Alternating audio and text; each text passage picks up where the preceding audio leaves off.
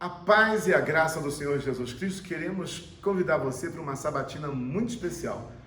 O Conselho de Pastores de Nova Friburgo tem convidado pregadores para compartilhar sua experiência em pregação, com perguntas direcionadas.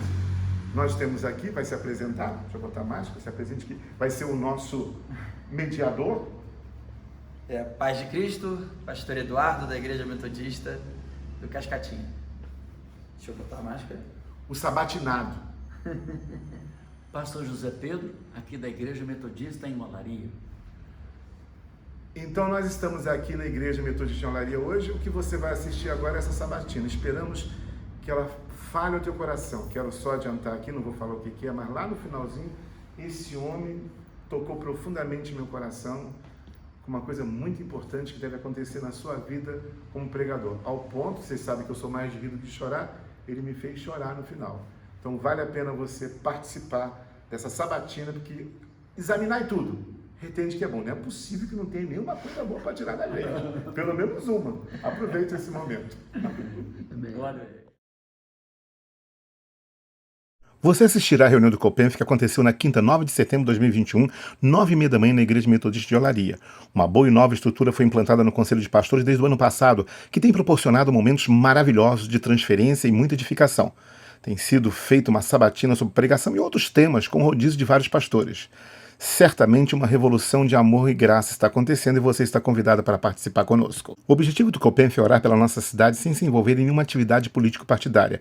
Sempre tratamos ao longo de muitos anos todos os prefeitos de variados partidos e também credos religiosos com respeito, amor e igualdade, como fazemos com o atual prefeito e continuaremos com os próximos em obediência à palavra de Deus em 1 Timóteo capítulo 2, que nos manda orar e abençoar a todas as autoridades. Nunca apoiamos como COPENF nenhum candidato a qualquer cargo político, mas cada pastor em sua denominação tem a liberdade de suas escolhas e o respeito do COPENF por essa diversidade. O objetivo do COPENF é promover também projetos em comum para abençoar a cidade onde estamos, bem como procurar realizar a edificação mútua de pastores que congregam conosco, sem jamais interferir ou supervisionar as atividades de suas denominações, reafirmando assim que não temos o poder de fiscalização, mas apenas de comunhão para a edificação. Respeitamos as doutrinas, diretrizes e comportamento de cada igreja e entendemos que o poder de correção compete à presidência de cada denominação.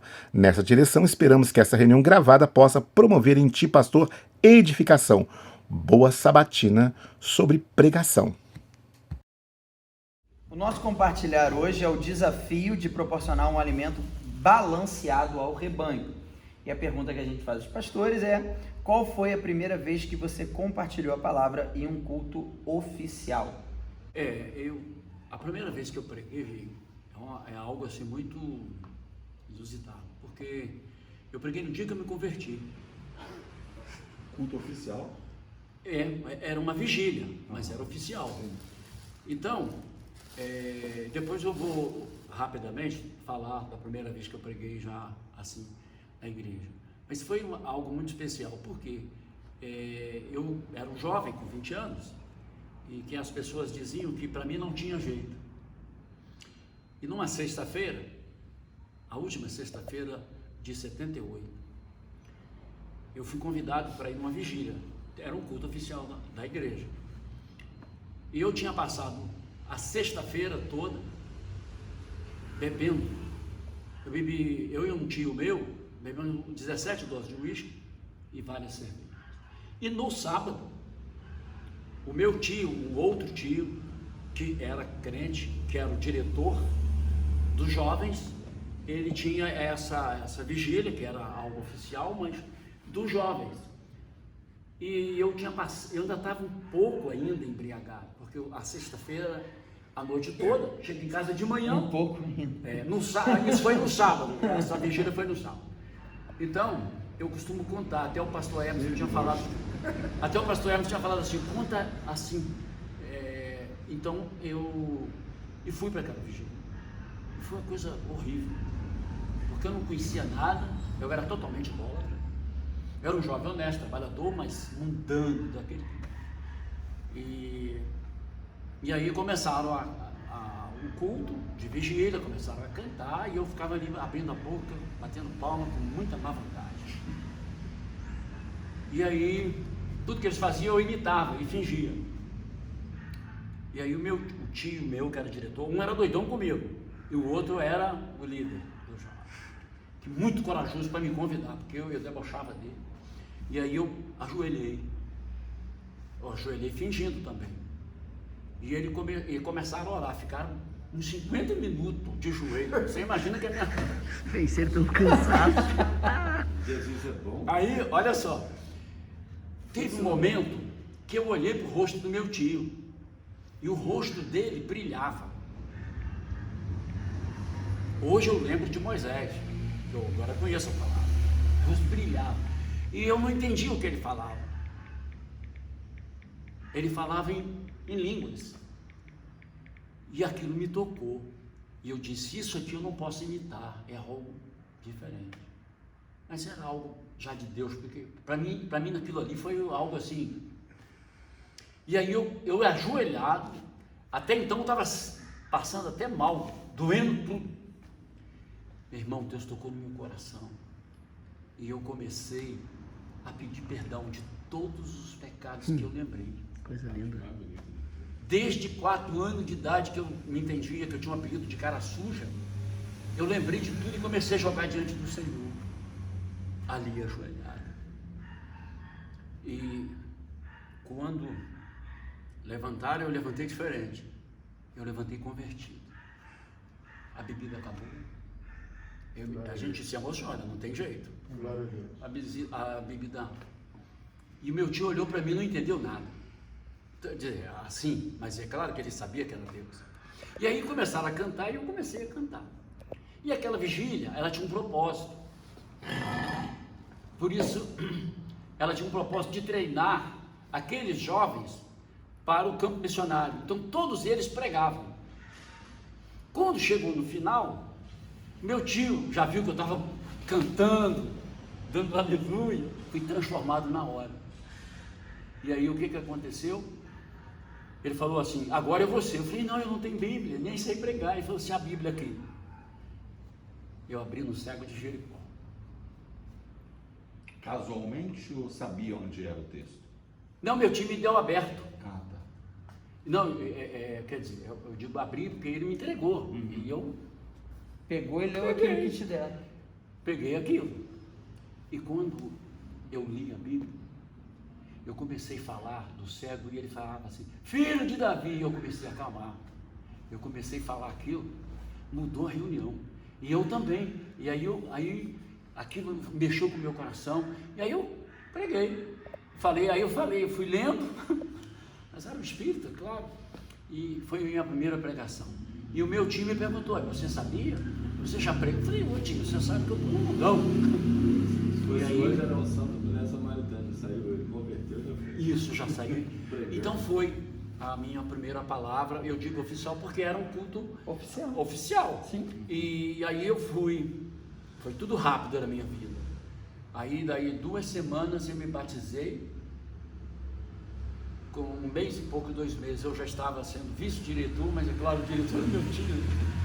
Mas fui chamado pelo pastor e aí eu comecei já a participar de tudo da igreja, me batizei muito rápido e a transformação, Deus começou a me abençoar na palavra e aí com 1 ano e meio mais ou menos, eu comecei já a pregar nas igrejas, as pessoas me convidavam, contar testemunho, e aí em 82 eu entrei no seminário e terminei, eu fiz seminário 5 anos, eu terminei em 86 e foi algo muito especial. Agora, assim, a primeira vez que eu preguei depois do seminário foi interessante.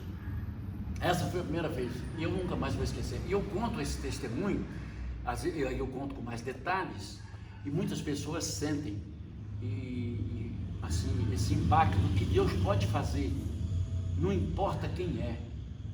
Eu era idólatra, filho de pessoas idólatras, que bebia, aprendi a beber com 10 anos. Meus pais eram honestos, mas a gente era do interior, veio para a cidade de Petrópolis e eu acabei praticando tudo que o mundo oferecia. A mudança de um minuto para o outro impactou a cidade. Aí eles falavam assim, Ah, isso não vai à frente não. Foi na última semana de 78. Chegar no carnaval, Até os crentes torcem contra. chegou no carnaval, pastores queridos, eu estava no retiro, eu já estava sentindo a presença do Senhor, já estava, logo já me deram a oportunidade, e eu comecei a pregar assim, no próprio bairro que eu passava, o pessoal falava, não acredito, você? E eu ia para o Rio de Janeiro naquela época, para bagunça, e aí as pessoas vieram, aquela turma, e alguém falou assim, eles vão te levar. Eu levei, eles não se converteram aquele dia, mas eu levei todos para o culto. Então, eu creio que Deus pode mudar qualquer pessoa. E aí, eu creio, porque a primeira vez que eu preguei foi assim, e dali começou. E a primeira vez que eu preguei depois do seminário, eu fui convidado para pregar numa congregação, e eu me preparei todo. Sabe como é que é o seminarista, né? Se prepara, faz sermão. E deu uma chuva, cheguei lá todo molhado. Tinha 4 pessoas. E eu preguei todo o sermão que Deus me deu, com muito entusiasmo. E ali, continuei pregando e estou pregando até hoje. Muito bem. Já preguei em vários lugares. Aonde me chamam, eu prego.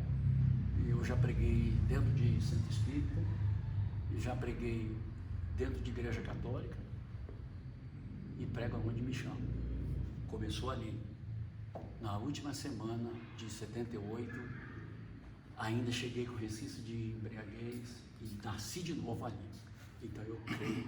E por isso eu amo a pregação, amo pregar e prego em qualquer lugar que me chama. Muito bem. Pastor Renato.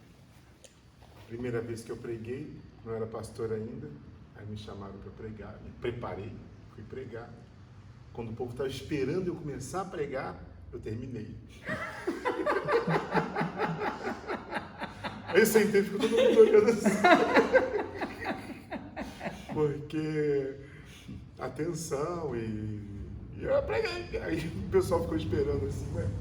Aí teve que entrar alguém para poder dar um complemento no culto, né? Foi assim. Eu não me esqueço. Foi uma história menos espetacular. Sem essa unção toda, mas... Menos Mas impressionante. é experiência maravilhosa, isso que importa. Vamos lá, segunda pergunta. Como você descreveria seu início no Ministério da Palavra? Quais eram as suas maiores dificuldades? Eu acho que a pergunta está mais em cima dessa questão da dificuldade. Como foi esse processo? Qual foi a dificuldade? Eu me converti há muitos anos, né? Vai fazer o que foi final de 78. Então, naquela época, as coisas eram bem diferentes. Então, as dificuldades era o seu convívio. A minha família, meu pai, falava, meu filho, não precisa disso. Porque eu ia à igreja, aí eu passei a igreja todo dia, aquela coisa, aquela vontade. Estou até hoje, eu não estou com o mesmo entusiasmo no primeiro amor. A vontade de fazer a obra da mesma forma. Então, por causa disso, eu encontrava muitas barreiras. E naquela época, o evangelho era bem radical, né? Me converti em 78 no final, né? Quer dizer, no início de 79. Então, era bem diferente, você tinha que, até a sua postura física, a roupa, né? Você ia para um culto, você tinha que ir de terno. Hoje virou bagunça. Vou falar para vocês. Não, tem que falar, porque inclusive eu acho, já falei que reivindiquei. Vai, não vou nem focalizar aqui agora, porque isso vai ficar gravado. Mas, por exemplo, tem um pastor aqui que está todo esportivo, nada demais vir aqui.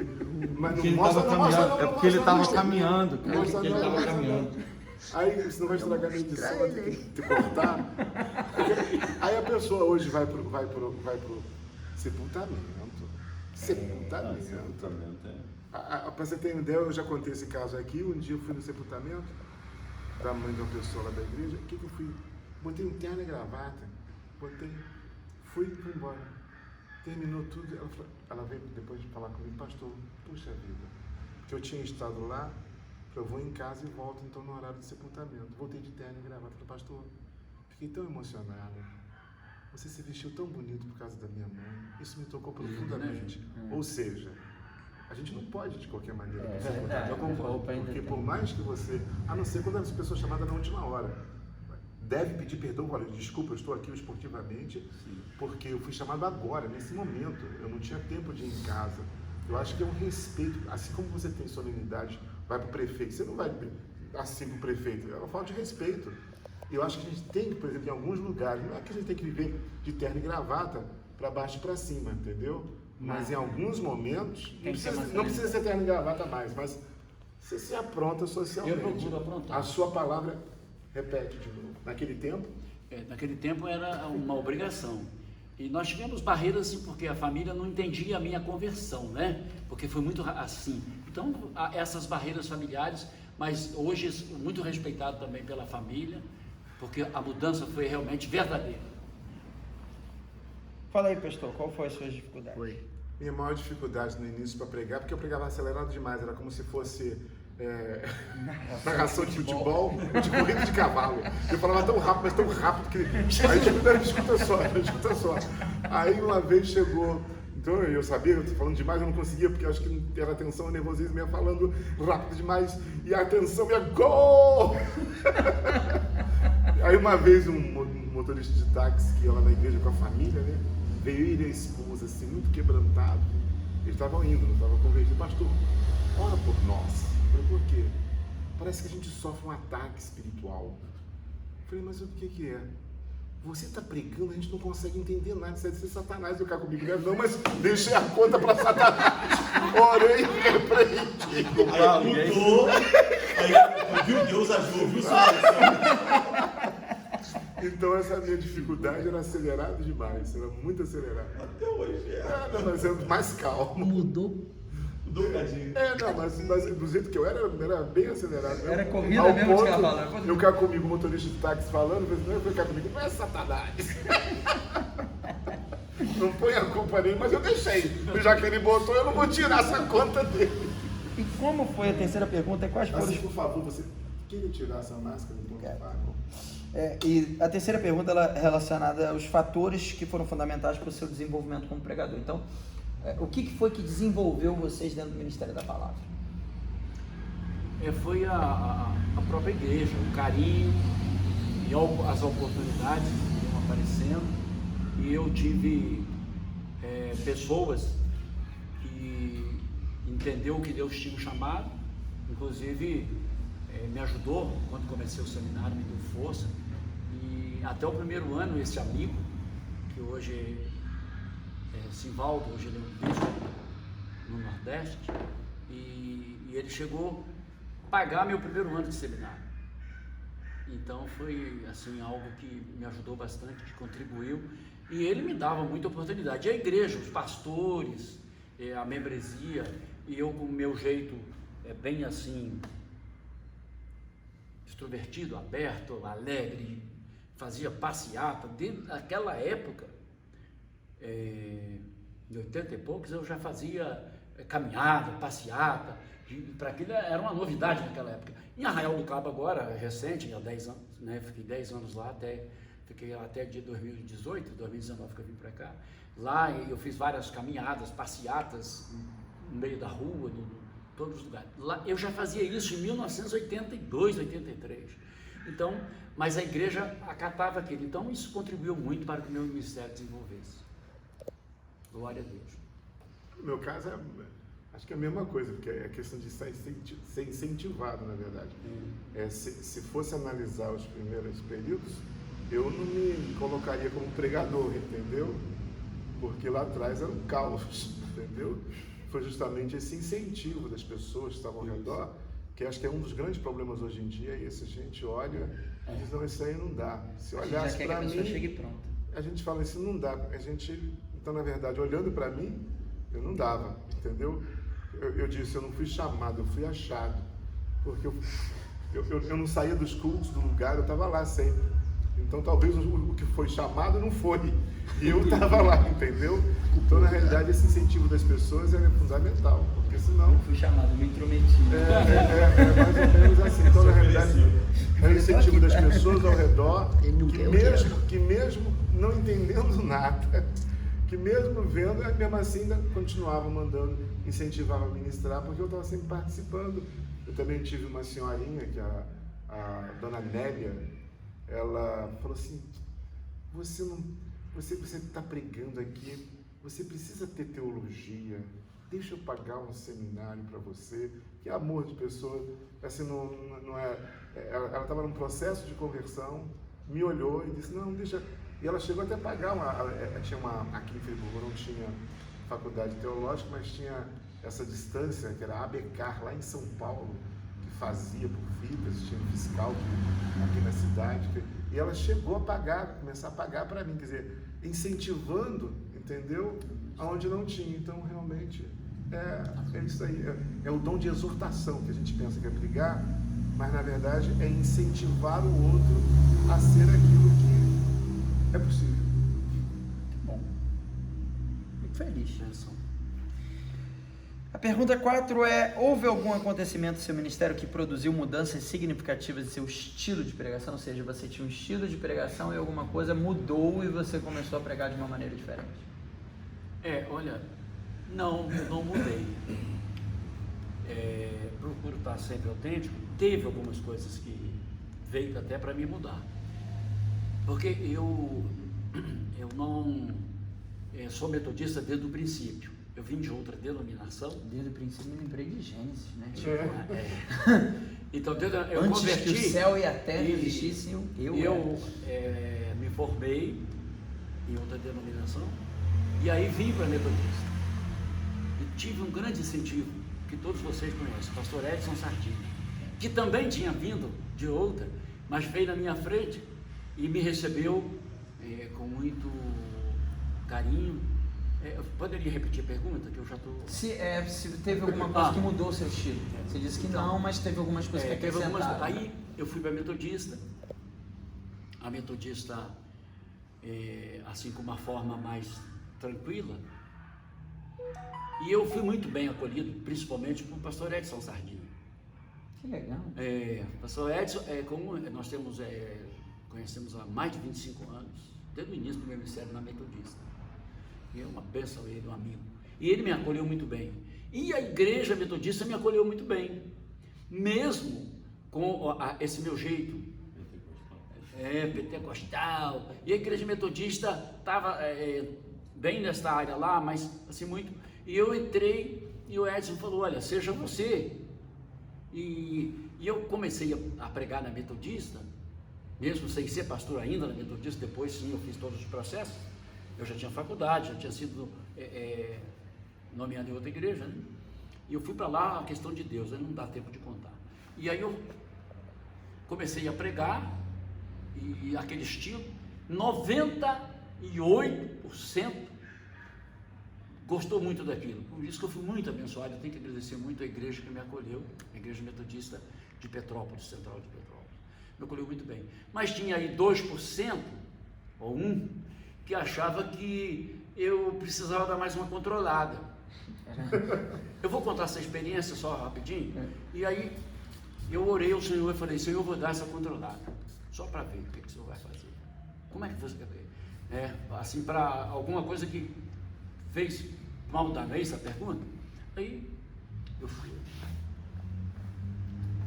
Botou a clerical. Botei clerical, tal.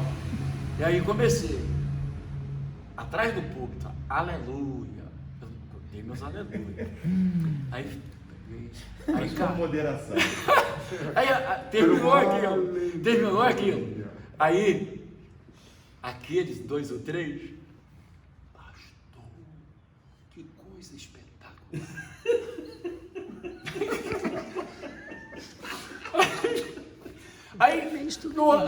Isso foi no domingo. Eu lembro dessa mensagem aí. No outro dia, segunda-feira, nessa época eu ainda era pastor auxiliar, aí estava lá o pastor titular junto com os jovens todos. Aí, pastor fala o nome lá do pastor. Por que o pastor Zé Pedro pregou dessa forma? Foi o senhor? Ele falou, não, porque esse pastor me dá maior apoio. Ele até gostava. E aí, não, foi opção dele. Aí eu contei. Falei, eu fiz isso para uma experiência, mas eu pedi permissão a Deus, tá, irmão? Aí o jovem, não, pastor, onde que eu sou do jeito que o senhor é? Semana que vem, era aniversário da igreja, quem vai dirigir o culto vai ser os jovens. Nós vamos botar um tablado lá, um púlpito bem grandão, para o senhor pular, para o senhor correr para lá e para cá. Aí, o pastor falou assim, pastor Zé Pedro aqui é livre. Olha, irmãos, eu tenho que agradecer muito. Então, o meu jeito de pregar é um jeito assim, e continuou. Eu tive aquela 2 ou 3 ali para mudar, mas eles também me receberam muito bem. E um dia eu com aquela pregação toda doida e tal, uma daquelas pessoas, quando eu fiz o apelo de ser o referencial, que foi o tema, a pessoa foi lá e se tornou uma das maiores incentivadoras do meu ministério, do jeito que eu era. Então, Deus te fez da forma e a forma que Deus vai te usar. E aí quebra a barreira, paradigma, porque a igreja ficou avivada, e ali eu fui muito abençoado, e dali eu fui enviado para outros lugares, abrimos outros trabalhos, e eu continuo mesmo, com 63 anos, pulando. O pessoal fica um pouco apavorado, mas é o jeito que Deus me usa. E eu tive uma experiência muito forte, que eu preguei dentro da igreja católica com 700 pessoas, eu preguei desse jeito, e algumas pessoas pediram o padre para ir para a igreja que a gente estava, e hoje... Que mole, padre, né? Que mole! Pode ficar convidando o pastor para pregar. Pô, nenhum padre me convida. É porque eu acabei na cidade lá fazendo muita amizade, inclusive, e aí o líder do louvor, hoje é líder na igreja metodista lá em Arraial, ele era líder lá e falou assim, eu quero ir para a igreja do pastor. Aí ele falou assim, não, o padre falou, ele é muito meu amigo, pode ir. Foi, fizemos todos os processos, e hoje ele é líder ele é ministro de louvor. Então, são experiências, e eu continuei pregando a mesma coisa, mesmo dentro da igreja católica. O padre pegou a guitarra e saiu cantando, e eu pregando. Padre roqueiro. Entendeu? Então... Ou padre evangélico, né? Olha, ele está em contato comigo até hoje. Eu mando orações de madrugada, não sei se algum de vocês já viram, eu mando aí para os grupos, e ele até hoje me responde. Aí ele ainda fala assim, essa palavra hoje me inspirou para o meu sermão. Então, eu continuo pregando do jeito. Tá parecendo que eu tô colando dele, né? Ele fala, eu pego a cola. Mas hoje na próxima a gente troca, você fala primeiro, depois é porque, na verdade, botou uma dupla bem parecida hoje. Parece que foi uma revelação. Teve um que falou assim, os malucos se entendem. Xixi no ouvido dele. Exatamente. Olha, já falaram isso aqui para mim. Você parece bem com o pastor Renato. Você vê que Deus faz a coisa direitinho, né? Então são os Renatos aqui. A banda dos Renatos. Ou os Pedros, né? Dos Renatos. Então, o que mudou bastante, quer dizer, na verdade, volta ao incentivo, né? Foi considerar o que as pessoas falavam comigo. Tem uma pessoa em especial lá na nossa igreja, até hoje está viva ainda, uma senhora já bem experiência, que vê, assim, para mim a coisa mais semelhante a Jesus é ela. Coisa linda. Que anda na palavra, assim, é impressionante para mim. Ela não tem esse negócio, é uma mulher que anda na palavra. Você vê que o que ela fala, o que ela diz, o que ela aconselha, é a Bíblia viva, você está entendendo? Então ela sempre falou, Renato, não faz assim, isso não é bom, isso aí, sempre me levando para... Então, na verdade, foi uma discipuladora que eu recebi, ela em especial. Agora, eu nunca aceitei deixar de ser o que eu sou. Então, as pessoas chegavam para mim, Renato, não pode ficar brincando muito assim no culto, não. Mas olha, esse sou eu, então eu não posso pregar. Eu não posso deixar de ser aquilo que eu sou. Mas você brinca demais. Até essa senhora falou assim, Renato, tem que ter uma moderação. mas eu nunca deixei de ser o que eu sou, né? Então, às vezes, por exemplo, teve uma, eu já contei isso aqui, teve uma vez que realmente no culto, você vê só que coisa doida. Eu comecei a pregar e comecei a brincar. Era um texto da história, da própria Bíblia, e foi me vindo as inspirações, assim, não sei, vejo explicar porque veio de Deus. Mas assim, eu brinquei do começo ao fim. As pessoas riram do começo, sabe? Você imagina o que é você rir do começo ao fim. E eu mesmo falava, Deus, eu não posso fazer isso. Porque eu entendo que tem que ter uma moderação aí nesse ponto. Você não pode. Na verdade, eu brinco de propósito. Eu brinco porque tem até um livro escrito. Se você abrir o sorriso, você abre o bolso. Porque você abriu o coração. A pessoa que ri, ela está abrindo o coração para você. Então, quando você faz alguém rir, você faz com que ela abra o seu coração. Então, eu não faço essas brincadeiras só por brincar. Eu não vou para a igreja para brincar. Entendeu? Eu brinco porque tem um propósito, às vezes, ali, de você conseguir abrir o coração em si mesmo. Mas nesse dia especial, eu lembro direitinho, eu mesmo falava, eu não posso fazer isso. Aí vinha outro negócio. Eu não posso fazer isso. Mas sabe quando você terminava, vinha outra inspiração, eu não resistia, e eu falava, a igreja riu assim, sabe o que é você rir 45 minutos, mas assim, ri de chorar. E eu desci culpado, porque naquela época eu despedi o pessoal lá embaixo, eu falei, meu Deus, o que eu fiz hoje aqui? Aí daqui a pouquinho, posso falar com o senhor? Pode. Eu sou fulano. Eu vim fazer o sepultamento da minha filha aqui. Saí, passei por aqui, vi que tinha uma igreja, eu falei assim, eu não vou aguentar viver mais, minha vida acabou, minha filha se matou. E eu pensei, nunca mais eu vou rir na vida. Pastor, eu entrei aqui, de repente quando eu vi, eu estava rindo, eu falei, eu vou continuar vivendo. Muito obrigado, pastor, você me fez rir hoje, mas não fui eu, porque aquilo não faz, eu te digo com certeza, não foi nada planejado, eu não estava bolando as piadas, eu não estava bolando nada. Aquilo ia vindo, eu desconfio que foi Deus com ele. Me deu um alívio enorme, porque eu ia sair daquele culto culpado. Porque eu exagerei aquele dia, E na verdade o cara teve uma experiência com Deus ali, e nem convertido ele era. Ele entrou porque ele estava com o coração completamente morto, porque a filha tinha se matado. Meu Deus. E ele falou, não vivo mais. E é nesse sentido. Mas eu fui aprendendo dessa maneira. Próxima pergunta. Vamos lá. A próxima pergunta eu vou começar com você, para você não colar dele. Eu já não vou saber responder. Você costuma pregar mais no Novo Testamento ou no Antigo Testamento e por quê? Eu prefiro o Novo Testamento, porque esse é o nosso objetivo da Nova Aliança. Eu acho que o Novo Testamento, ele já traz uma objetividade maior pelo pouco tempo que você tem. Quando você vai no Antigo Testamento, você tem que transformar em Novo Testamento, em Nova Aliança, tudo aquilo que você está lendo. Então você perde tempo para transformar. Então geralmente eu começo no Novo Testamento, se eu precisar de alguma experiência lá de trás, eu vou até para lá. Mas prego. Ontem mesmo eu peguei Isaías, né? Por exemplo, é profecia, que é fácil de você dizer, olha, esse texto está em Romanos 10. Quando você prega antigo, você leva para o novo. Tem que levar para o novo, porque é a Nova Aliança, senão você vira Moisés. E caducou. Olha só, eu uso os dois.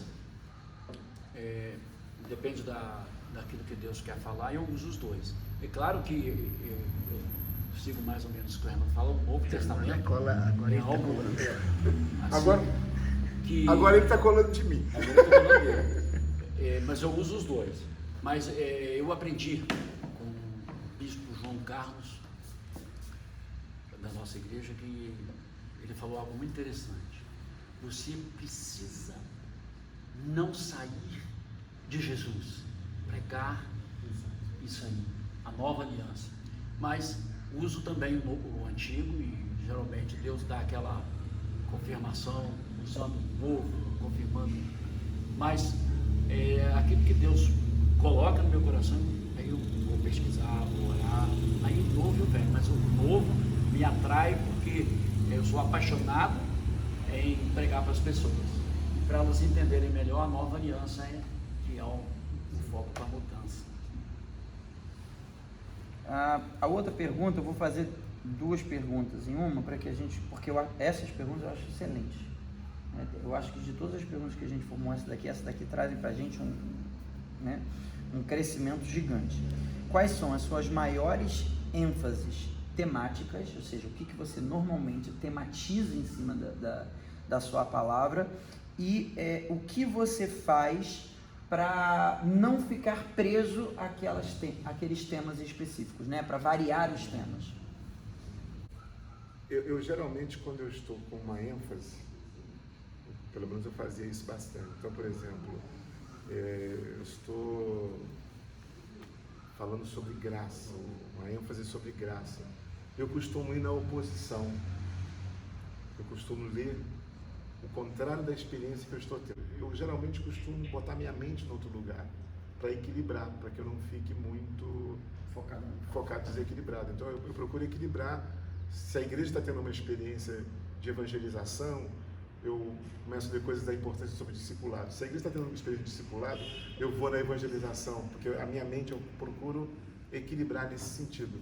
Geralmente a ênfase que eu sempre vou é na nova aliança, sobre graça, sobre a presença de Jesus, como ele foi essa pessoa inclusive que me discipulou bastante, sempre me deu essa mesma ênfase. Você vê que a gente está tendo o mesmo... Olha que o mesmo professor que é Jesus. Sem combinar nada. Sem combinar nada. É o tempo de Ela sempre fala, que Renato, leva a pessoa à maturidade. as pessoas vão para ouvir, é a presença de Jesus que importa. O que você tem que ministrar é a presença de Jesus. Não adianta você ficar ministrando, você ministra sobre pontos importantes, você ministra sobre coisas que têm que ser pregadas. Não estou dizendo que não todo o conselho de Deus, mas é a presença de Jesus, é Cristo em nós, Cristo é o Evangelho. Então, se a pessoa chegar lá e não vê Jesus, ela deveria ter em qualquer outro lugar, porque igreja é lugar de você trazer Cristo em vós, a esperança da glória. Ou você tem isso, ou você realmente falhou na sua administração. Eu só penso, a pergunta é, a ênfase... A pergunta é: qual é a sua ênfase e o que você faz para diversificar essas ênfases? Eu uso bastante temas, uma pregação bem temática, e procuro trabalhar para a igreja. Quando eu entrei aqui, eu usei um tema durante um ano, tratando o nosso ser interior. Então eu gosto de usar temas, mas eu dou outra ênfase também. Agora, eu gosto muito de dar esse tipo de ensinamento, dar essa ênfase a temas, porque fica marcado. Eu tive uma experiência na outra igreja e fiquei 2 anos dando estudo com um tema e fui trabalhando, aí que terminava um tema, tal. Até as madrugadas que eu estou orando agora, eu estou falando sobre dicas para um cristão liberto. Então eu sempre uso esses temas, aí eu vou usando a palavra, busco num texto, busco no outro, dentro daquele tema.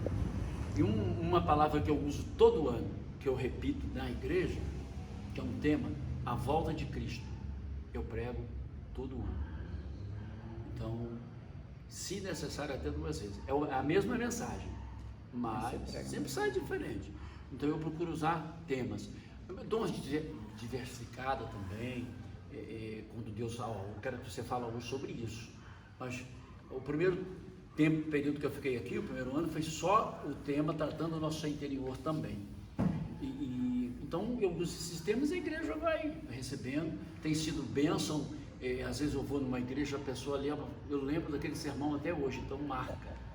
E eu tenho uns temas meio doidos também, que saem assim, umas palavras que o pessoal ri, mas que ele ri, mas depois ele chora no altar. Então é muito bom a gente... Abre o coração. Abre o coração. Se então a eu pessoa uso abre o coração. Eu temática, realmente acredito nisso, porque eu faço isso. Eu começo fazendo rir para depois fazer chorar. Aí chora ali. Então quando a pessoa está completamente ganha, a gente... Pessoal, o que o Everson estava falando, eu preguei algumas vezes na igreja do Everson, lembra que ele falou aqui? Prepara para rir, tem umas coisas muito loucas. Eu já andei num carro dirigido pelo diabo, não sei se vocês já passaram por essa experiência. Aí eu vou nas igrejas, o pessoal sabe, fica assim... Não sabia nem que o diabo estava dirigindo. Conta A essa... habilitação ele não tem. Assim, Só não tem carteira. conta essa experiência. Então, eu uso os temas, mas assim, com muita alegria, uma pregação bem... eu uso o tema sério, mas com alegria também. E com esse jeito que eu ando, às vezes eu já pulei de altar alto, o pessoal com medo de eu cair, machucar, e é o meu jeito. E esse jeito, aquelas 2 ou 3 que eu falei que tentou barrar, eu fiz a experiência. mas eu estou até hoje assim, e é assim que Deus tem feito. Eu uso os temas, mas deixo Deus agir.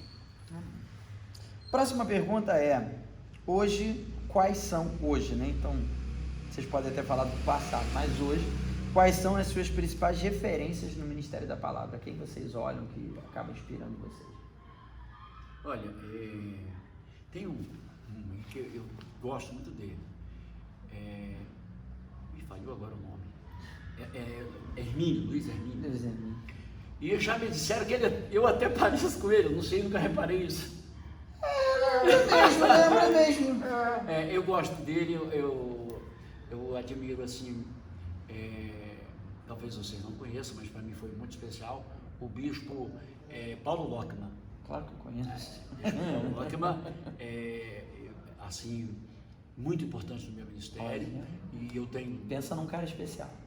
Vários livros deles, várias cartas, e especial. E gosto também, assim, do estilo do Amy Uber, assim, também algumas coisas dele, e já fui ministrado por ele. Tem outros também, mas hoje tem alguns amigos que têm, assim, meu estilo, que é o seu Marco Coelho, assim, meio aquelas histórias. E eu era da igreja no início, que ele também era, então nós tivemos... eu vim de lá. E ele hoje também está em outro ministério.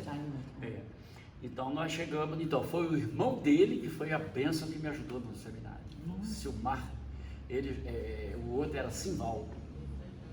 Então são pastores que a gente aprendeu. Então a minha referência hoje ainda é o Paulo Lockman, o Amy Uber. Tem outros aí também, mas esses são os dois mais. Tem bastantes pessoas que eu realmente gosto de ouvir e até uma vez um membro da minha igreja chegou, pastor, ele ia pregar, pastor, isso é errado a gente pegar a mensagem dos outros e pregar. Eu falei para ele, meu amigo, de vez em quando eu tenho alguma inspiração, porque eu prefiro ser uma boa cópia do que um original ruim. Essa foi boa. Boa essa frase. Prefiro ser uma boa cópia do que o original. Então, eu falei, de vez em quando eu prego alguma coisa que é assim, totalmente recebida direta do coração, porque muitas vezes, a grande maioria, a gente vai recebendo transferência mesmo, né? Então, tem muitas pessoas fora do Brasil, no Brasil em especial, o Amy Uber, sem dúvida nenhuma, o Luciano Subirá, para mim. Também, eu já fui ministrado junto com ele, muito bom. O Luciano Subirá, ele consegue reunir tudo que tem que ter uma Nós tivemos pregação. um encontro com ele. Que ele tem ensino, ele tem experiência, ele traz graça, ele traz unção realmente. Mas não prega em menos de uma hora. Pois é. Mas ele por ainda vai, Luciano Subirá, Ainda ainda vai chegar lá. Ele veio aqui, ele veio uma vez, eu vi ele aqui na sua igreja, fui lá, Sim. e ele veio aqui na comunidade. Aqui na comunidade ele pegou mais 3 horas. Sim. Não, e você fica ouvindo. E Eu também gosto muito dele. foi impressionante. É impressionante. Porque não Ele parecia pode- que foi 3 horas. Ele pode pregar 3 Ele horas. pode. Se eu pegar 3 horas, Ele irmão, pode. eu Eu acabo com a concordo. igreja, acabo com os pregadores todos. Por isso que eu digo, tem que ter. Então, ele tem unção, ele tem palavra, ele tem experiência, ele tem graça, ele tem tudo num pacote só. Então, realmente, ele tem equilíbrio também, porque ele prega bastante equilíbrio. Eu gosto muito dentro dele das também. escrituras sagradas, com ênfase bem na palavra. Então, Eu é tenho uma boa livros dele lá referência. também. Muito bom. Próxima pergunta. Você costuma usar esboço na sua pregação? E como você faz esse esboço? Começa? Uso. Eu uso porque me ajuda. Você percebeu que eu sou um pouco esquecido. Né? Tem que repetir. Quase Então, que nós não percebemos isso. Não, fica tranquilo que tá gravado, qualquer coisa a gente lembra que você é. o esboço me ajuda O que eu muito. estou fazendo aqui? Onde isso, no caminho? Olha só, o esboço me ajuda muito. Por quê? Porque eu começo a trabalhar. Deus pode até mudar, chegar na hora falar outra coisa, mas eu me dediquei. Então, o tempo é relativo. Tem mensagem que vem muito rápido, aí você senta ali e vai. Tem outras que eu pesquiso, entendeu? Demora mais um pouquinho, mas sempre trabalho o tempo. Eu gosto muito eu tenho lá na minha casa, um quarto chamado quarto de oração, né? Que o pessoal usa muito. É o quarto que eu estudo, é o quarto que eu oro às madrugadas. Então, eu preparo sim. Só que eu sou dependente de Deus. Eu preparo para me organizar, porque eu sou falho. Eu posso esquecer. Então eu dou aquela olhadinha assim, ó. E eu posso deixar de falar uma coisa tão boa que Deus me deu na hora que eu estava ali concentrado, porque quando eu estou concentrado, é Deus que está falando comigo. Então ele fala assim, eu não uso, aí eu vou abrir a Bíblia e vou falar aquilo que... Então eu prefiro trabalhar. Eu sei que quem me deu foi o Espírito, então eu trabalho. Aí eu vou olhando. Quanto tempo? De pregação? Não, de preparo do esboço. Depende. Tem palavras que levam uma semana, tem outras que levam uma hora. Vai depender muito. Mas mesmo aquela que é rápida, mesmo aquela que Deus você pega, né? Eu trabalho lá, eu me dedico mais a ela.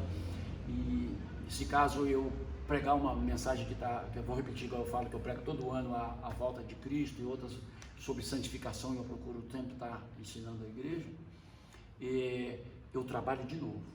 Eu sento. Então eu não gosto de pregar só porque eu conheço a Bíblia, eu já li a Bíblia tantas vezes. Não, eu gosto de me concentrar, porque o Espírito sempre dá coisa nova. Lindo.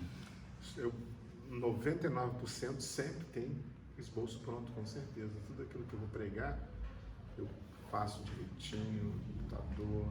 E hoje em dia, então, que a gente tem esse mundo digital ministrando, além do esboço, ainda tem eu levo vídeos, eu levo os textos, né, que você tem que fazer, eu faço todo o trabalho. Então eu não prego sem esboço, não. Quando eu prego sem esboço, porque já acontece isso, né? Eu não passei para o meu iPad, pensei que passei e não passei. Falei, meu Deus, ficou em casa. Agora vai naquilo que está no Espírito, né? Mas assim, é importantíssimo. Para mim, seguir aquilo ali é fundamental. E quanto tempo leva? Para fazer? Não, uma semana. Depende. Por exemplo, às vezes... Não, geralmente eu tento, eu falo, essa semana eu vou fazer o meu sermão antes. Mas geralmente só consigo fazer no sábado. E sábado, 10, 11, meia-noite, 1 hora, 2 horas. É um negócio assim que eu já acho até uma opressão isso. Eu tento levar a semana, não. Terça-feira eu já vou ter a mensagem pronta de domingo. Eu preciso disso, né? Porque a gente já até sei, por exemplo, o que está no meu espírito para ministrar para a igreja, né? Eu luto para fazer isso. Quando eu vejo lá, estou eu de sábado, de novo. Não é possível, acontece várias... Eu falo, não, sábado pelo menos de tarde. Acontece uma coisa, o sepultamento, uma coisa, não é possível. Assim, parece uma trama, né? Eu tenho que ficar sem sono, ainda mais porque eu prego 9h30 da manhã.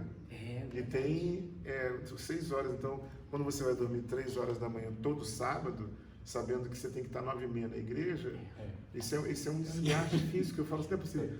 Aí outro dia foi até uma irmã lá da igreja, lá, ela falou, sabe o que Deus me falou? Eu estava preocupada em dormir, e Deus falou, foi de onde que ela sabe, de onde que ela tirou isso? Porque não é uma coisa que eu compartilho assim para a igreja, né? Estou compartilhando aqui com vocês. Aí, porque eu já falei, eu dormi tarde e tal, mas ela falou assim, e Deus falou, você não depende do sono, você depende de mim, é como o teu pastor. Se eu quiser que ele não durma, ele não dorme e fica bem. Eu falei até que foi um alívio essa palavra. Porque que bom que pelo menos é a insônia ungida. Que tem insônia não ungida. Não, pior é isso.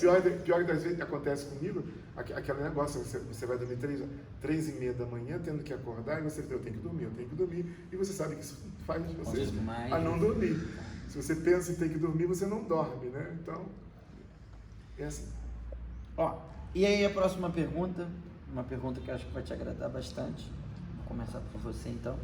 Quanto tempo você leva na sua pregação? O apóstolo Paulo, como Luciano Subirá, pregou um longo sermão, mas o cara caiu lá de cima e morreu. Para você pregar longo, você precisa ter unção de ressurreição. Eu acho que eu nunca ressuscitei um morto, não. Eu espero ressuscitar. Só teve um caso de extrema unção que aconteceu, eu digo extrema unção, porque eu trabalhava no INSS na perícia médica, e aí, todos sabiam que eu era pastor, tinha um funcionário, colega nosso, tinha infartado, estava no CTI, recebeu a notícia, meu chefe chamou todo mundo e falou, olha, acabo de receber a notícia que o nosso colega tá mal, então vai a óbito. Aquela choradeira, vira uma funcionária e fala, doutor, que é o chefe, libera o Renato para ir no hospital dar uma extrema unção nele. Pastor da extrema unção, né?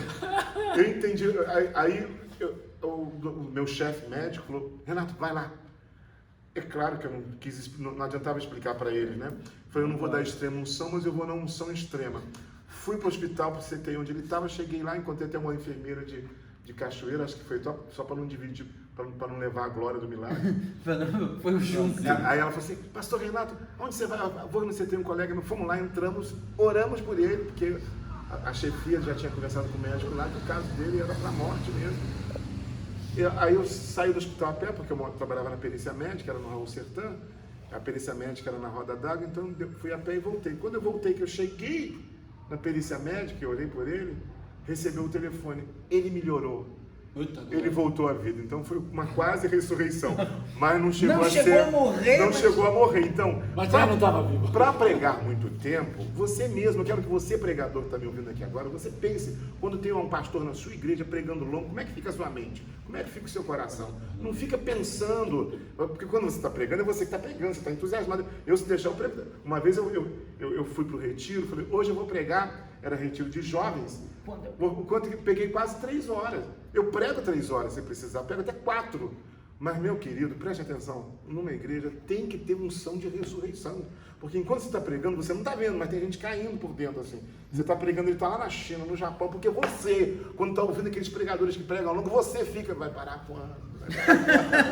Seja sincero comigo. Está pregando a mensagem, está pregando a palavra, mas você está ali, meu Deus, está longo demais. Então, eu acho que todos nós pregadores precisamos pegar curto. Eu volto à fala de um homem de 90 e poucos anos, pregador, que ensinou. Ele falou assim, nunca pregue mensagem espada, pregue sempre punhal. Espada é longa e chata, punhal é rápido. E você mata do mesmo jeito, entendeu? Você enfia um punhal. Agora, a espada é longa e chata. Aí, e esse mesmo pastor falou assim, é mais ou menos assim.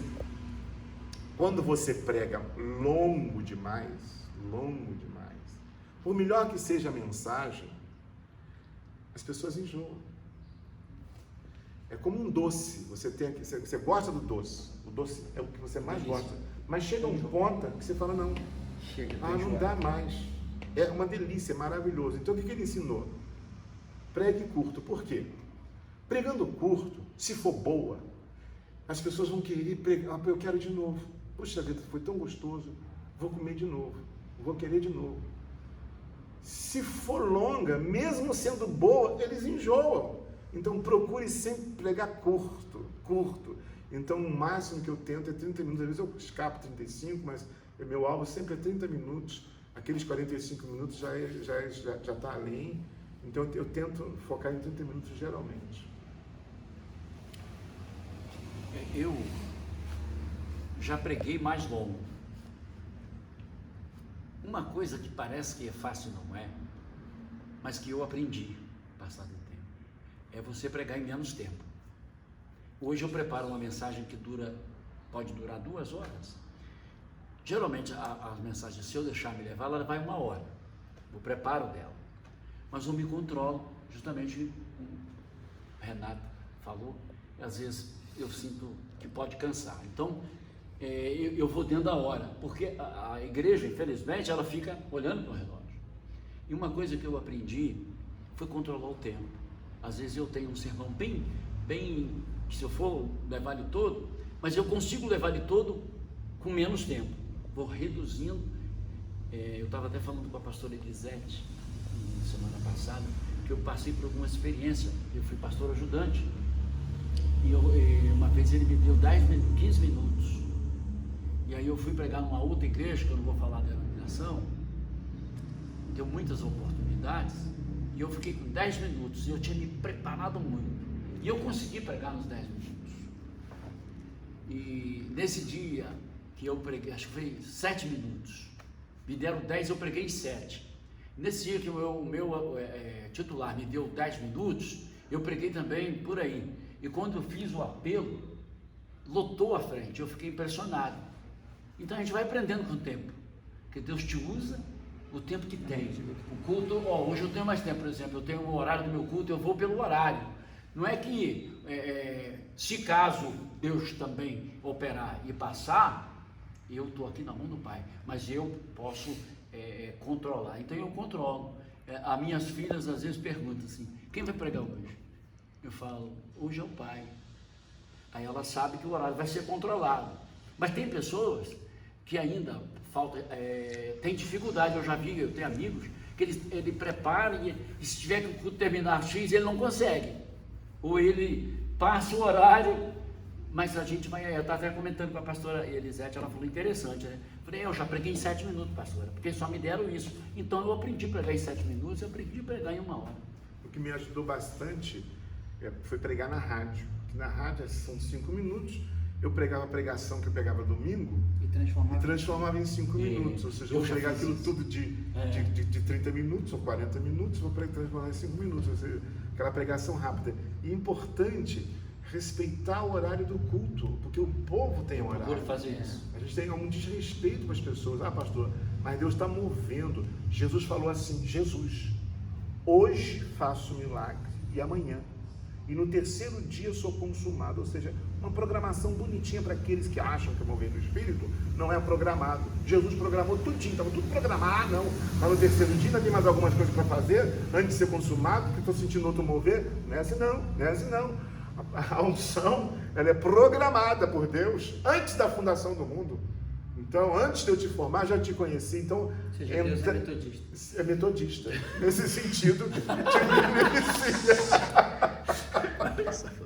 Essa foi boa.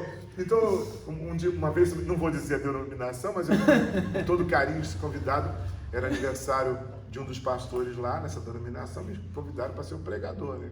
E muitas oportunidades nessa e muitas oportunidades, teve coral, teve muito bonito tudo aquilo, importante, né? A alegria da igreja, da congregação. Eu não fico de maneira nenhuma frustrado com isso. Eles estão lá adorando a Deus, eu sou convidado para acrescentar. Eu não estou lá para mandar, tem que ser do meu jeito, não. A igreja estava feliz, e tinha coral, e tinha canto, e coisa bonita, testemunho, foi maravilhoso. Quando eu pergunto, que horas que termina o culto? Fica à vontade, pastor. Eu não vou ficar à vontade nunca, eu quero saber o horário que termina aquele culto.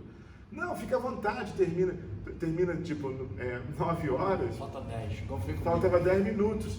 Eu falei, aí eu falei assim, não, e ninguém queria, eu falei assim, termina 9 horas, termina 9 horas, eu até olhei 10 minutos que eu tinha. 10 minutos, não, tinha acho que 5 minutos. 5 minutos, não se preocupe. Eu usei só 7. Falei assim, não se preocupe que eu vou ministrar aqui. E preguei em 5 minutos a mensagem toda que eu tinha, de 30, 40 minutos, e ministrou, e Deus moveu, e Deus atuou, porque é importante respeitar o povo, respeitar aquele momento. Ah, pastor, mas isso não é o mover do Espírito. O que é o mover do Espírito? Não é amor? Não é amar as pessoas? Quer dizer que o mover do Espírito, o mover do Espírito sou eu ter que ensinar o meu ensino que eu tenho, aquilo que eu preparei. Não, o mover do Espírito é respeitar as pessoas também, amar pessoas, é falar hoje, amanhã e 3º dia. É um plano que tem ali, um plano de amor, nesse sentido. Até o Luciano Subirá tem um sub-12, menos de 12 minutos. Sim, é verdade. Ele teve que aprender. Né? Eu não gosto. Não gosto do sub-12. Prefiro 1000 vezes a extensão dele. Mas uma coisa que eu tenho aprendido na rádio. O que é o sub-12 que eu não sei? Ele tem um pequeno. É um pega-fogo. Eu não sei explicar como é que é aquilo. 12 minutos, uma uma mensagem de 12 uma minutos. mensagem de 12 minutinhos. Né? E ele prega. Mas a rádio tem me ensinado muito isso. Porque eu tenho realmente uma programação de 50 a 1 hora. Na quinta-feira um pouco menos, mas no domingo é mais ou menos isso mesmo. E quando eu cheguei na rádio era 10 minutos, e não são 10 minutos, porque você tem a introdução e você tem a finalização. Então você tem 9 minutos ali, dentro daquele contexto, para conseguir trazer uma mensagem. Falei, eu não vou conseguir. Né? E consegui. E quando eu consegui, aquilo me impressionou. Eu falei assim, é possível. E eram palavras, por exemplo, que eu tinha prego no domingo, né? Pregado, certo, verbo. Eu olhei a minha esposa agora quase me batendo. Pregado em 50 minutos e consegui transformar em 9 minutos. Ou seja, realmente assim, é possível fazer. Né? Basta um treinamento. É mais difícil pregar em pouco tempo do que em mais tempo. Sim. O grande segredo de qualquer ministração ou de qualquer livro é você conseguir, por exemplo, eu leio, por exemplo, C.S. Lewis escrevendo a essência do cristianismo autêntico, né? Ele em um capítulo, é uma página e meia, O que ele escreve em uma página e meia, eu demoraria o livro inteiro para explicar. Isso é um escritor. C.S. Lewis, ele é um escritor, porque ele consegue fazer uma página e meia, gente, falar aquilo tudo em uma página e meia é muito... Mas então, C.S. Lewis tem livro de 120 páginas, tem livro de 300 páginas? Não, mas os capítulos dos temas dele ali, uma página e meia, eu falei, gente, como é que ele conseguiu explicar tudo isso? Isso é excelência. Então, o grande segredo é ter um livro de uma palavra só. Deus. Vamos lá. São duas perguntas em uma agora, né? Até pra gente conseguir terminar. Na verdade, a gente consegue transformar, mas eu vou deixar a última pergunta. Então, dava para fazer as três, mas eu vou fazer duas em uma, né? E depois eu faço a última. Você se considera um pregador estagnado ou em evolução? E o que você tem por hábito fazer para reciclar o seu âmbito ministerial? Engraçado que todas as pessoas falaram que são pregadores em evolução. Ninguém falou que é estagnado, mas tudo bem. E o que você costuma fazer? A gente não gosta muito de falar o nosso defeito, né? Eu digo que pode ser que a gente seja estagnado. Eu acho pouco provável qualquer pessoa ser estagnada. É muito difícil, porque ela vai mudando. Então a gente muda, para melhor ou para pior. Ele estagnado, ele não fica. Ele pode ter piorado, ele evoluiu.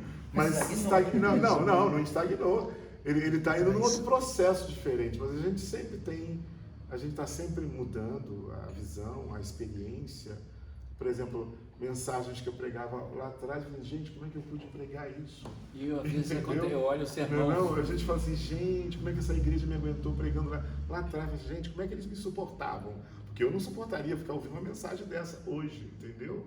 Mas lá atrás era outra época, outro contexto, estou falando de 79, 80, era outra realidade, entendeu? Então, na verdade, o mundo vai mudando, nós vamos mudando, e é claro que a mensagem vai mudando sendo a mesma, ou seja, a forma, é importante falar que está mudando a mensagem é a mesma, a maneira com que você está expondo ela é que modifica, nesse sentido, ou seja, o que eu apresentava lá atrás já não é a mesma maneira de eu apresentar hoje. E o que você faz para mudar, para reciclar, para buscar novos, quais são as suas estratégias para melhorar nesse âmbito ministerial? Eu geralmente faço assim, por exemplo, você está pregando, e quando você prega, você me trouxe, no momento que você pregou, uma coisa que me deixou ligado, me deixou atento, me deixou feliz. Poxa, isso é legal, isso eu não faço, vou fazer isso. É ser imitador, onde tem coisa boa, entendeu? Então a gente olha e diz, poxa, isso foi legal. Você de meus imitadores. Então é nesse sentido que a gente vai, poxa, isso foi bom. Enquanto a pessoa prega, é importante isso, enquanto a pessoa está pregando, você fica acordado ou dormindo. Naquilo que a pessoa... Um conselho, não é para seguir o que eu faço, né? Mas, por exemplo, eu nunca leio textos gigantes. Para eu ler um texto gigante no ano, é uma vez ou duas. Por quê? Você, quando está vendo alguém pregando um texto gigante, enquanto ele lê, a sua mente vai para muitos lugares. Você fica ali, ou seja, é quase um tempo inútil perdido ali. Porque é melhor você ler um versículo daquela história toda e você ser um contador de história. Conta a história. Então, Naamã, por exemplo, mergulhou. Né? Então, pega o texto que você vai pregar em cima daquela ênfase e conta a história, porque eles vão prestar atenção no que você está falando. Enquanto você está lendo, você mesmo, nós fazemos isso. A pessoa está lendo e está ali. Quem conhece, dispersa porque você já conhece. Então, está repetindo uma coisa que você já conhece, aí você fica pensando, aparece outro sermão aqui, o cara já não lembra, mas você está no outro caminho. E enquanto, para quem não conhece, chegou ali, ele não conhece, então aquela linguagem, aquele texto todo, ele fica tentando entender. Então eu dificilmente entro em textos grandes demais por causa da mente do ser humano. Então eu pego um versículozinho, por exemplo, né? Naamã no caso, né? Vamos, né? E na 7ª vez, né? Naamã saiu como a pele de uma criança, é isso que eu queria. Aí eu terminei de ler esse versículo, eu vou contar a história, eu conto rapidamente a história. Essa história aqui que aconteceu, porque então eles estão olhando para mim, então a gente expõe a palavra, a gente lê a palavra e explica a palavra. Então essa explicação dentro do contexto, para mim, é mais vantagem no pouco tempo que nós temos na nossa vida. Lá em Israel não tinha essa rotina de trabalho, né? Vocês podiam ficar até pregando, como Paulo ficou, ficar até orando, porque caída da era janela. agricultura, enquanto estava pregando, as plantas estavam subindo, entendeu? E quanto mais tempo pregar, melhor. Vamos esperar ouvir Dá a pra mensagem. prestar atenção, Dá para prestar cuidar das atenção, ovelhas. né? Vamos cuidar das ovelhas, pode ficar aqui 8 horas, depois eu vou lá. Hoje não, o povo tem que ir para casa, tem horário, vai dormir cedo. E a gente tem que respeitar isso tudo. Quer dizer, o contexto bíblico para hoje é completamente diferente. O povo não pode ficar aqui 10 dias em Jerusalém. Se fosse hoje, não ia ficar aquela turma que ficou, porque eles tinham que trabalhar, entendeu? Eles não iam perder o emprego, né? Quer dizer, mas na verdade é um outro contexto. Então, você tem que ter, nesse pouco tempo, ler textos grandes demais, você pode perder o tempo, perder a oportunidade e não fixar o texto na mente da pessoa. Mas se você ler um versículo menor e fala o texto todo, você está fixando o texto. Você pode representar o texto, já tem o meu colega aqui que é mais ou menos do tipo, você pode viver a história, você mergulha 7 vezes, você pula do altar 7 vezes, entendeu? E o primeiro mergulho, ele pula, e o segundo, ele pula de novo. A pessoa, agora, você Mensagem leu... de domingo pode vir aqui Aqui, assistir. aqui, ó. Isso. Aí você lê o texto, aí você lê o Tiver texto. magistério. Na leitura, as pessoas nem prestou atenção que foram 7 vezes, aquilo dispersou a mente. Eu tenho que trabalhar amanhã. Então, pensa em você. É muito simples. Pensa em você. Você está ouvindo uma pessoa ler um texto enorme, como é que você fica? Pensa nisso. Até o YouTube hoje se rendeu ao short, que é um vídeo pequeno. Né? Outra coisa que eu lembrei, a Wesleyana começou uma campanha do mergulho, aquilo ia toda a vida, mergulho. Como é que é? Não, saiu do 7º, entra no outro, e vai. Faltou mergulho. Quem está no 6? Quem está no 5? Me fez lembrar disso. Se eu estou estagnado, Se você está estagnado em evolução e o que você faz para reciclar o seu Ministério da Pregação. eu procuro me renovar, porque eu procuro viver o primeiro amor. Então, sempre eu tenho sede, eu nunca estou satisfeito, eu estou feliz, muito feliz, mas eu quero mais, porque eu sei que Deus tem. Então, eu sei que se hoje, eu já estou muitos anos, já estou com uma certa idade, a gente tem que se esforçar. Então, eu não deixo me estagnar, né? Não vou me acomodar. Então, eu procuro estar sempre ouvindo e lendo também. Eu tenho bastante livros e agora eu não estou nem conseguindo mais conseguir livro porque eu já não estou, tem muitos. Então, eu procuro dar uma reciclada, olhar o contexto de hoje, e como o pastor Renato falou ali, muito interessante, que eu também passo por isso. Eu olho às vezes algum sermão bem antigo e falo, puxa, mas hoje... Coisa ruim, né? Agora, Não, eu procuro... Era ruim do mesmo e jeito. também, Era por exemplo, ruim do mesmo eu sempre jeito. fui muito extrovertido. Então eu vim para cá, uma igreja tem recebe diferente esse tipo de... Então eu também tive uma adaptação, né? Eu diminui um pouquinho a doideira, mas continua a mesma coisa. Não deixo então não deixo de reciclar, não deixo de buscar coisa nova e tentando, né? Eu sei que eu já não sou mais um pastor jovem, mas eu procuro. O pessoal fala que fisicamente eu ainda estou conseguindo me sustentar, graças a Deus. E também espiritualmente eu estou lutando. Eu não perdi a vontade, eu oro toda madrugada que eu envio para as pessoas. Eu não perdi essa vontade de ler. Hoje eu separei alguns livros para mim poder ler, para ver se eu não fico não vou estagnar. E o que eu faço é isso, eu ouço e procuro buscar. Maravilha. E a gente tem a última pergunta, que na verdade é uma frase, e aí vocês vão comentar a frase, por isso que eu deixei ela por último. Não é difícil ser contemporâneo se você não se importa em ser bíblico. E não é difícil ser bíblico se você não se importa em ser contemporâneo. Mas ser bíblico e contemporâneo, isso é uma arte. John Stott.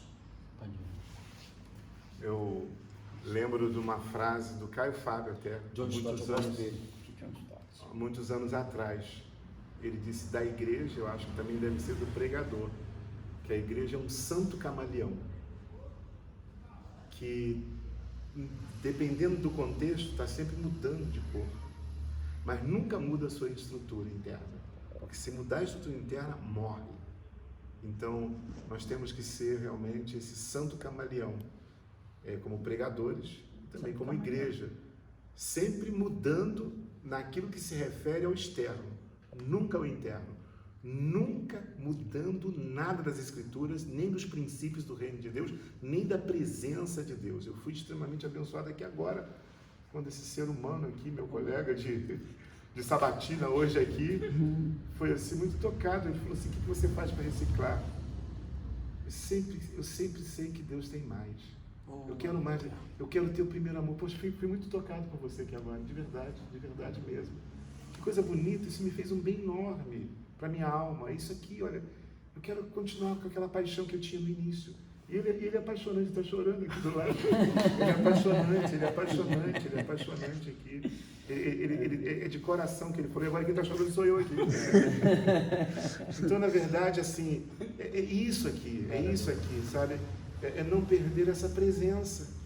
Puxa vida, eu quero ter... O que adianta ganhar o mundo inteiro e perder a alma, e perder o principal, que é a comunhão do Espírito Santo, essa primeiro amor, essa paixão. Aliás, em Apocalipse, né? Você trabalhou, você não se cansou, você repreendeu os que eram falsos, você fez tudo maravilhoso. Mas eu tenho contra ti que você deixou esse primeiro amor. Deus ama você, Deus me ama. O que eu quero como pregador é que eu seja apaixonado por Deus. Você me abençoou aqui hoje de manhã muito, viu? Com essa reciclagem, com essa tirada que é o fundamental para realmente viver essa palavra aí, que é ser bíblico. Contemporâneo e bíblico. É só realmente atual e bíblico. Atual e bíblico, deixar Cristo em nós. Então, sem dúvida nenhuma. Não precisa falar mais nada não, porque você está vivendo isso. Eu sempre falo que nós temos que nos atualizar. Foi bem até que o Renato falou, mas a essência espiritual não pode sair de dentro de nós. Então, eu me atualizo, mas pecado sempre foi pecado. Não vai deixar de mudar. Eu posso ser atual, não perdendo a essência, não perdendo a unção e não perdendo a graça. Então, é por aí. Tirar de dentro e procurar. Tem jovens, por exemplo, eu tenho assim, uma convivência. Aqui temos uma igreja com poucos, onde eu estava, nós tínhamos aí mais de 300 jovens. E os jovens sempre teve muita amizade comigo, porque eu me atualizo, mas não perco aquela essência do ensinamento. Pastor, assim, eu sempre ensinei. Então, lá tinha um hábito muito interessante, que todos os namorados, até que as pessoas que tinham 40, 50 anos que iam namorar, eles não começavam o namoro sem ir no gabinete, pedir orientação. Então, é uma coisa que pode ser antiga, mas a essência... Não deveria nunca perder a essência. Entendeu? Então, lá, o pessoal falava assim: pastor, estou orando. Então, eu ensinava assim. E são coisas que parecem que são antigas, mas a gente tem que se atualizar. Então, eu tinha amizade com os jovens, jogava bola com os jovens, eles iam lá para casa, a gente fazia churrasco junto, mas nunca perdi o respeito e a unção. Então, a gente tem que se atualizar, mas não perder o princípio. Isso aí. O céu e a terra passará, mas a minha palavra permanece para sempre, principalmente nesses nossos dias, que o apóstolo falou, tempos trabalhosos, que arranjarão doutores segundo os seus desequilíbrios psiquiátricos. Todos nós temos defeitos, todo ser humano é defeituoso, e se for basear no defeito, para ser realmente, atualizar a Bíblia de acordo com o meu defeito, então você realmente é uma loucura, quer dizer, cada um, você atualiza o seu defeito, ele atualiza com o defeito dele, você atualiza com o defeito dele, ao invés de nós mudarmos, nós nos transformarmos, né, pela palavra, nós queremos que a palavra se transforme. Então, não é transformar a essência, não é transformar a palavra, é realmente sermos transformados. Então, quando se fala em pregar o Evangelho, é nessa direção, quer dizer, quantas loucuras que os seres humanos são capazes, e se a gente for pensar, porque tem esse negócio, não, mas ele não pode mudar, ele é alcoólatra. Ele é alcoólatra, porque eu já fui a uma palestra de um psiquiatra que mostrou, provando de que existe alcoolismo que tem transmissão genética. são sinapses que são formadas. Eu assisti a palestra desse psiquiatra, eu estava lá assistindo, ele provou, e está correto ele. Então as sinapses são formadas e é transferido geneticamente. A primeira vez que esse ser humano tomar o álcool, pela primeira vez, ele vai ser alcoólatra, ele não vai parar mais. E também vício de cigarro e outros comportamentos que podem ser transmitidos geneticamente. Aí esse psiquiatra me fala o seguinte, ele diz assim, na palestra dele, ele fala, não tem medicamento nenhum, porque tem sinapses que são formadas agora. Então, aqui eu posso formar várias sinapses na minha caminhada. 3 meses eu formo uma sinapse de um comportamento repetitivo. Então eu fui um bom aluno da palestra, entendeu? Mas tem algumas que são transmitidas geneticamente. Então, aquelas que são transmitidas geneticamente, ele falou, eu gostei da palestra, ele falou assim, não tem terapia nem medicamento que desfaça essa no cérebro do ser humano. Aí, então a gente pensaria, bom, já que não tem, o sujeito é uma vítima, porque foi o bisavô que trouxe aquela genética para ele, e ele tem que ser alcoólatra, ele tem que ser viciado em cigarro. E outros comportamentos que possam surgir, porque a ciência ainda está engateando no que se refere ao comportamento humano, né? Você tem aí a Freud com a parte psicológica que molda o nosso comportamento, quer dizer, ele diz que a família pode mudar. Você tem aí a parte genética, né? Ou seja, que nós nascemos, tem a parte social. A parte genética tem 30 anos. A sociológica, né? Karl Marx, ele é autor dessa, ou seja, dependendo do contexto que você lida, você tem um certo comportamento, e a genética está caminhando, ou seja, algumas afirmações que eles fazem, que já fizeram no passado, tiveram que refazer, porque com novas descobertas. Então, na medida em que você tem aí, acerca do comportamento, dizendo, bom, é genético, não tem o que fazer, a pessoa nasceu com aquilo. O que você pode fazer para esse ser humano? Graças a Deus, recentemente, inclusive, porque eu fico só tomando eu tomo exemplos extremados para dizer, se Jesus, quem for fiel no mínimo, vai ser no muito. Quem for infiel no mínimo, vai ser infiel no muito. Então, eu tomo muito para aplicar no pouco, que às vezes nós aplicamos na igreja, dizendo, não, aí os doutores vão dizer, não, ele tem que ser assim, isso faz parte do ser humano, ele não tem culpa de ser assim. Ele nasceu assim e está certo, a psiquiatria e a psicologia estão corretíssimos, não tem culpa, porque foi herdado lá de trás defeitos. Nós temos defeitos, nascemos com defeito na perna, às vezes defeito no braço, defeito no coração, e tem defeitos no cérebro. Por isso que a Bíblia fala que o nosso julgamento é na proporção, né? Ou seja, a quem muito é dado, muito será exigido. Então, o julgamento de Deus é uma coisa, e que a gente não pode nunca dizer, esse sujeito morreu bêbado, alcoólatra, e foi para o inferno. Ninguém pode fazer esse julgamento, não foi dado a ninguém esse julgamento. Mas porque os que se embriagam, né, os idólatras, ou os assassinos, ou não herdarão o reino dos céus, né? Então, não foi dado a nós o direito de julgar essas pessoas, mas foi dada a nós a responsabilidade de mostrar um comportamento que Deus pede das pessoas, e que nós não podemos mudar essa direção bíblica jamais, porque o céu e a terra vão passar. Eu já citei o caso recentemente na Alemanha, já que estamos entre pastores, esse é um vídeo para pastores, né? Que essas coisas não devem nem ser mencionadas. Um homem na Alemanha, ele tinha o desejo de ser comido fisicamente, que comesse a carne após uma relação sexual. E tinha um outro, canibalismo, que tinha o desejo de comer. Eles, na internet, se conheceram, isso foi reportagem, foi julgamento na Alemanha, assinaram um contrato os dois, fizeram um vídeo dizendo, olha, por livre e espontânea vontade eu vou morrer, nesse desejo que eu tenho, nesse desejo de estar aqui. Conclusão, os dois tiveram relações, ele matou, literalmente comeu o cara, canibalismo, e depois foi a julgamento, dizendo, não, mas esse foi um acordo entre nós. Não é isso que é importante para o ser humano? Se você se sente bem, ou em que importa para você. Bom, aí nós temos um caso a ser julgado.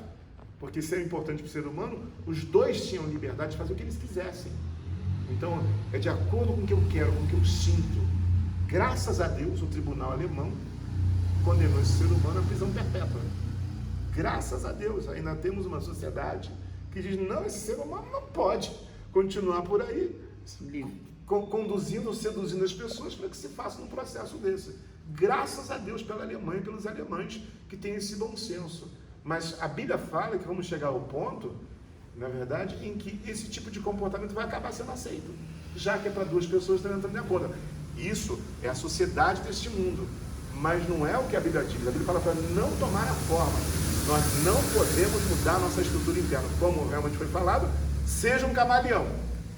Muda para fora, à vontade, mas jamais modifique os princípios da palavra, porque o céu e a terra vão passar. E a palavra de Deus permanece para sempre. Não importa o PhD em psiquiatria, em neurologia, Sociologia. em sociologia, que chegou dizendo, não, mas a época é outra. Sim, a época é outra. É época de corrupção, é época de trevas, porque o céu e a terra vai passar, mas a palavra de Deus permanece para sempre. Aleluia. Glória a Deus. Pensa. Como está terminando com uma oração? Desculpa te interromper. Está gravando? Apenas um complemento, que nessa palestra, esse psiquiatra vira e fala uma coisa importante. Por isso é um complemento aqui agora que estou fazendo, estava esquecendo já. Por isso que é bom ter um esboço. Nessa hora você vai. O que ele falou? Então, tem comportamentos que são transmitidos que a pessoa fica para sempre. É genético. E ele falou, não tem medicamento, nem psicoterapia que desfaça essa sinapse. Aí ele fala na palestra, só tem uma coisa que eu vejo que modifica. São essas pessoas que vão para as igrejas, eles conseguem mudar a sinapse. Que é mais o que, meu querido? Palavra de psiquiatra. A Bispa Ana, não sei se vocês conhecem a Bispa Ana, né, dessa nossa até referência em psicologia no Rio de Janeiro. É não só uma referência espiritual, mas ela é uma grande referência. E ela fala que nada cura, nenhum movimento psiquiátrico ou psicológico cura a ausência paterna. A ausência paterna e a materna, ela causa uma dor no coração de um ser humano que não existe tratamento que cura, a não ser o Espírito Santo de Deus. O Espírito Santo de Deus, ela supre essa ausência paterna ou materna de tal maneira que a partir daquele momento que o Espírito Santo, ou que o próprio Deus começa a habitar dentro da pessoa, a sensação é que ela nunca foi abandonada na vida, porque Deus a abraça de tal maneira que ela sente a partir daquele momento como se a paternidade existisse. Dentro dessa, confirmando o que você falou, esse psiquiatra, eu acabei fazendo uma boa conexão com ele, né?